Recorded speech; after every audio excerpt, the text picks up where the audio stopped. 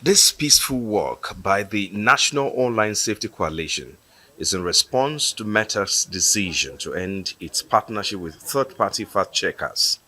The coalition made its way to the National Information Technology Development Agency (NICDA) in Gariki, Abuja to officially present their demands, highlighting the alarming implications of this move, particularly for Nigeria.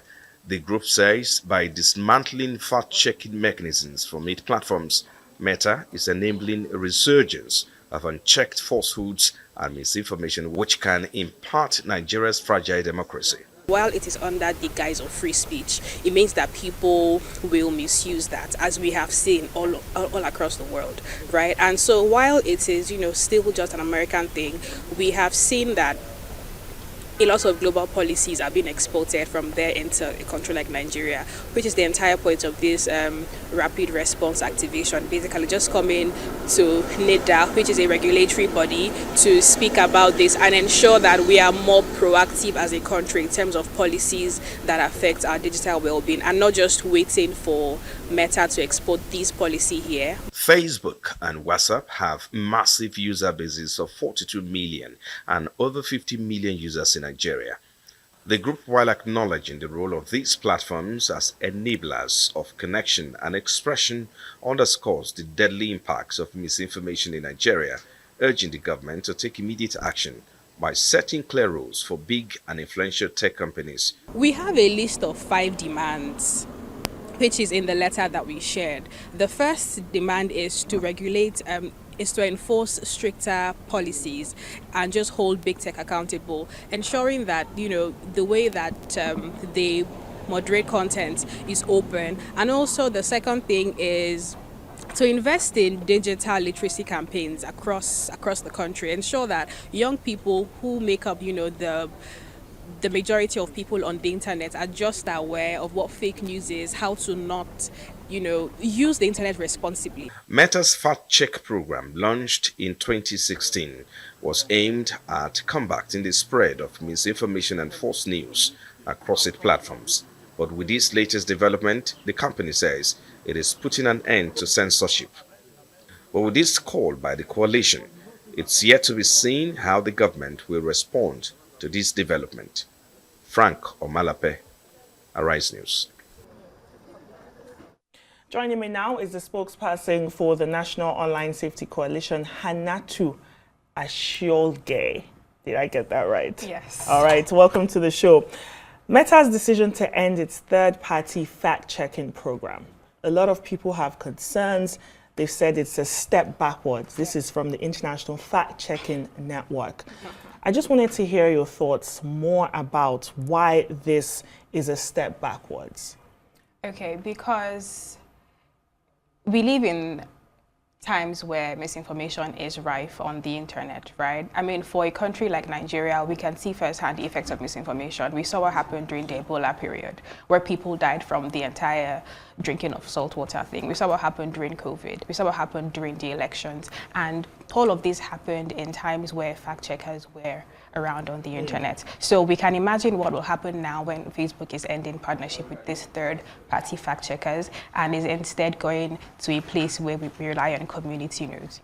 Community notes is basically people on the platform flagging news that is fake. But we have seen instances with platforms like Facebook, platforms like Twitter, where people had to flag the community notes for being fake itself, right? So because this is fact-checking from people who are also probably biased or also have access to the fake news. So it definitely is a step backwards because we are also entering a time where there is rife spread of AI and deepfakes, where people are finding it harder to just differentiate between what is real and just what is false. And so if there's anything, we need to prioritize fact-checking now more than ever and not taking it out in the guise of allowing free speech.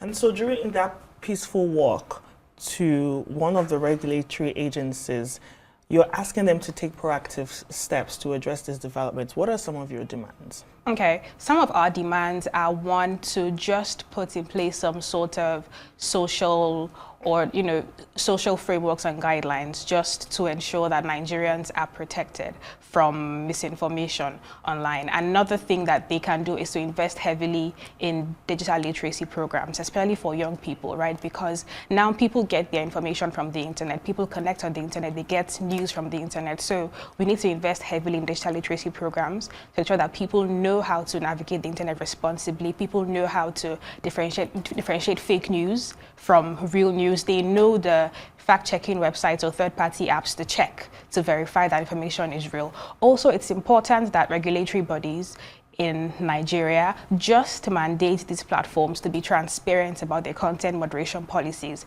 How are they ensuring that content that is shared on their platform is real? And not just like blanket content moderation policies, but Nigerian specific policies, right? Because policies that work in other parts of the country parts of the world might not work here, because we do have like specific factors that just make our situation a bit different. We have like weak social cohesion, we have like low digital literacy rates, and also there's like a certain level of like ethnic and religious mistrust. So we need to mandate these organizations or these corporations to be transparent about what Nigerian specific policies they have to combat misinformation. I think on a global scale, this was the center of some of the discourse that was going on today. With Meta pulling back, people are now asking who's going to pick up the slack? Yeah. Who's going to fill in the gap when it comes to global fact checking?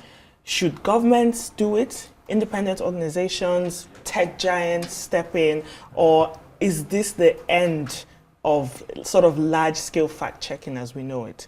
Because I know Meta CEO kept on saying that fact checkers destroyed more trust than they created. What are your thoughts on that? Well, the platforms do have, they're integral to the information ecosystem. And so they're in the best position to play the role of fact checking, right? Because the government should hold them accountable. It is their responsibility to ensure that the information that is being shared on their platforms are accurate and have like a high level of correctness. Okay, so just tell us, as the spokesperson for the National Online Safety Coalition, what are other steps that you're going to be taking to just ensure that we live at a time where people are not being misled on the internet with so much information? Everybody has access to a phone right now. Everyone has access to data. What other steps are you taking? We have a Forward with Facts campaign, which we launched last year. Basically, it is targeted at creating awareness on the effects of misinformation. We have a goal to reach millions of Nigerians, especially young people, with toolkits on how to spot misinformation, how to fact check, how to spot AI and deep fake from, real news. And so that is what we're doing. We're also pushing to, regulators to do their thing with big tech, hold them more accountable.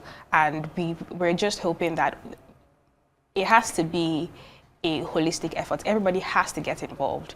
The government has to be involved, the platforms have to be involved, and people also have to be involved in just making sure that they are more responsible with their use of the internet. And it's very important that you're going out there, you're not just talking the talk, you are doing the work as well. Thank you so much, Hannatu, spokesperson for National Online Safety Coalition, for joining us on Newsnight.